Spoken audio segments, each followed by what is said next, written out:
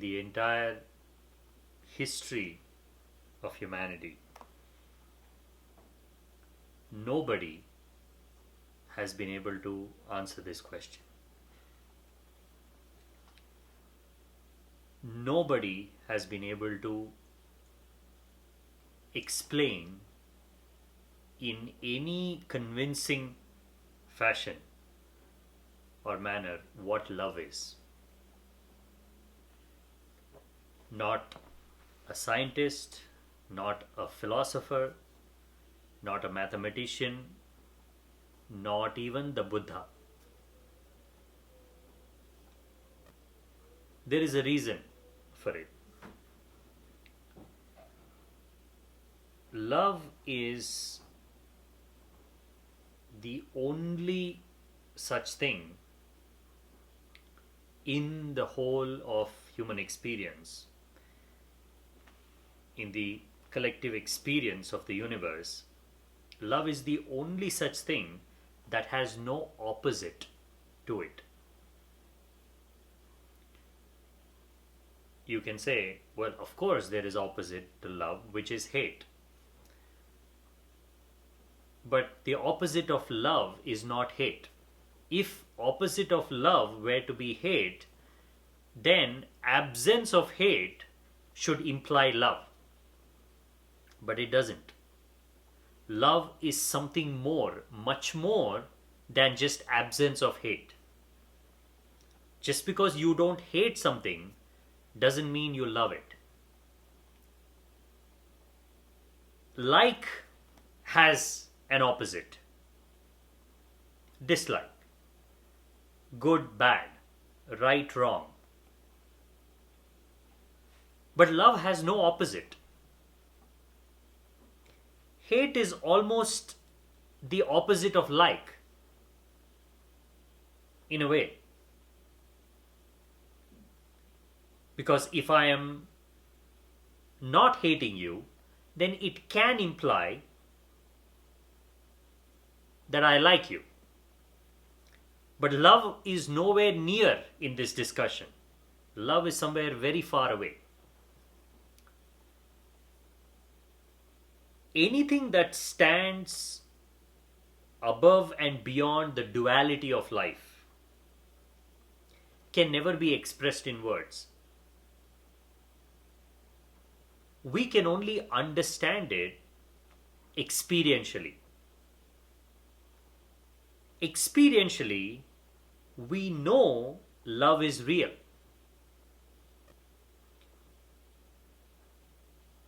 All the theories in the world cannot disprove the existence of love. Because we have experienced it. Because we have felt it inside. Either we have seen something through the eyes of love, or love has touched us. And we know the difference. Because the intensity of love is its own validation. It is not action.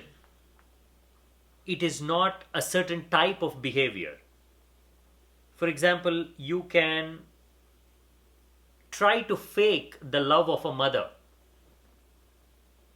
You can speak like the mother. You can move like the mother. You can use the same words. But within a fraction of a second, the child would be able to tell that this is not my mother.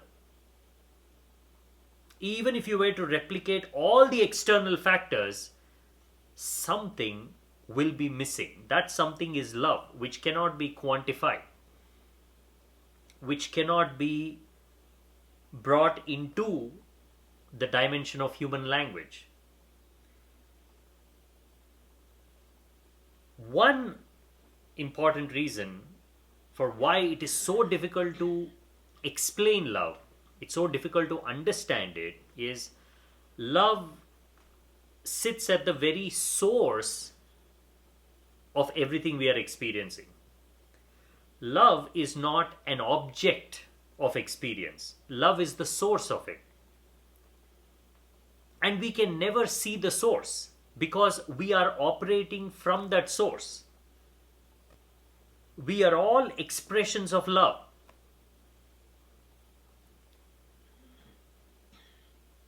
If you take away love, then what is the meaning of life? What is the purpose of life? If you cannot connect with yourself at a deeper level, if you were to only like yourself, never to actually love yourself, then how different your experience of life will be. Immediately, the entire quality of life changes. Life is so intoxicating. Life is so mesmerizing. Life is so beautiful because you love yourself. You don't just like yourself. That would be the biggest tragedy. If you only happen to like yourself, there cannot be a bigger tragedy than that. Let's not even go as far as what if you hate yourself? Then your life is pure hell. We are able to endure life, we are able to go through the ups and downs of life, we are able to deal with the challenges of life purely because there is a deep love connection between the outermost layer of who we are, the body, the mind, to something deep down inside. We are deeply in love with ourselves, not just our minds, not just our bodies. We are deeply in love with the idea of ourselves. We are deeply in love with that pulsating aliveness within ourselves. So if you take love out of the equation, there is no meaning to life. So love is at the very center of life itself. In fact, if you were to replace the word life by one other word, and if you are given permission to use just one word, go find that one word and only one word to replace the word life. There is no other word that can replace life other than love. All other words would not even come close. Life is an expression of love. Life forms are expressions of love. In fact, love is that invisible, mysterious force that creates everything. It is that pure, positive force which is at the heart of everything. So, in a way, although we don't know what that mysterious force is, we can understand that this mysterious force is very close to the expression of love, because beauty comes out of it, elegance comes out of it, grace comes out of it, compassion comes out of it, goodness comes out of it, all the best of things. Because it is at the very foundation of creation, we cannot see it. Because it is at the center. If it were to be anywhere other than the center, we can see it. Now, why are we unable to see it? Because we are also at the center. This is the hardest thing to understand about life. The most important things that move life, that shape life, are beyond human perception, not because they are far away, but because they are too close to us. We are not brief visitors to life.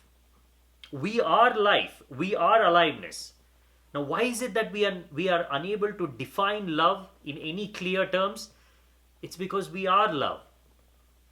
When our minds are not clouded by our egos, when we are not running after something, when we are not chasing wild dreams and desires, when we are simply left to be ourselves, What is our most natural state? It is love. Everything we create will be lovely. When we look at things, there is no other emotion but love. If you think about it, hate, jealousy, anger, frustration, these are all external to the being. It comes from the mind. It comes from a degeneration of the purity of the mind. When the mind gets entangled in things that are not relevant to the self, when it starts making a life out of anything that is not directly concerning the self, the being, it starts going in circles. Anger is going in circles. Depression is going in circles. Fear is going in circles. Love is like an arrow. You can only shoot it in one direction and it just goes straight. Love never goes in circles. It never creates a loop of frustration. Oh, why am I loving so much? You would never get to that point to say, love is frustrating me. I'm getting too much love. I'm spreading too much love. It has never happened. Love is the foundation on which the life is built on, and for whatever reason, if you're denied that foundation, if you are not introduced to that foundation, if you are pushed away from it, then you are totally disconnected from life. Now, this disconnection has happened to us as a human species on a multiple level. Although the disconnection is not directly in the childhood, most children are loved. At least thankfully, we have a sort of unconditional love relationship towards children. We don't look at children with suspicion, with mistrust. So there is naturally, a child can feel safe that around adults because he is looked upon as an object of love who deserves love. There's no judgment, there's no resentment, nothing. But as the child grows up, slowly he's denied love. Not because he does not deserve it, it's because we are so lost in our minds, we have become so judgmental, so critical, that the first immediate response towards an adult is one of doubt and suspicion, is not one of love. A child has to give a reason, has to do something to make us not love him. On the contrary, an adult has to do something for us to love him. Natural assumption is he does not deserve love. That is the tragic state of affairs. The draining of love is the single biggest tragedy of the human race. Because we have forgotten how to be like children. Imagine if we were all like children, then love would be the first response. Love would be the first connection. Unless an individual gives you strong reasons not to love him, you will continue to love.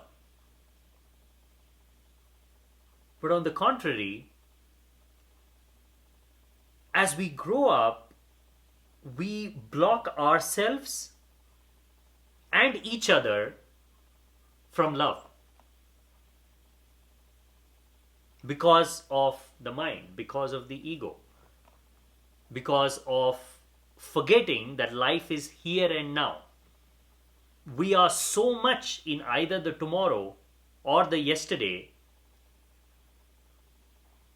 that we don't have time for love. We don't have space for love. Because love knows only one time, which is now. It only knows one place, here. Because you cannot love something in the future. Imagine you told one of your loved ones, I'm going to love you tomorrow. It doesn't sound right. Or imagine you tell them, I loved you day before yesterday. Love does not understand that. So immediate question is, so you don't love me now? And that is the only thing that matters to me. Do you love me now in this moment or not? So the human mind is totally useless in defining love. Because human mind is made up of ideas, concepts.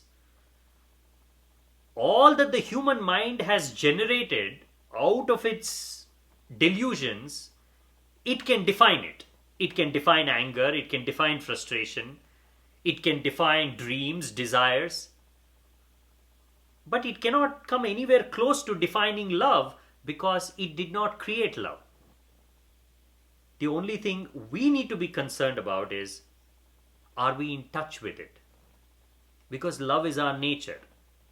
If we are not in touch with our loving nature, then we are not in touch with life. Love and life are simply two words for the same thing.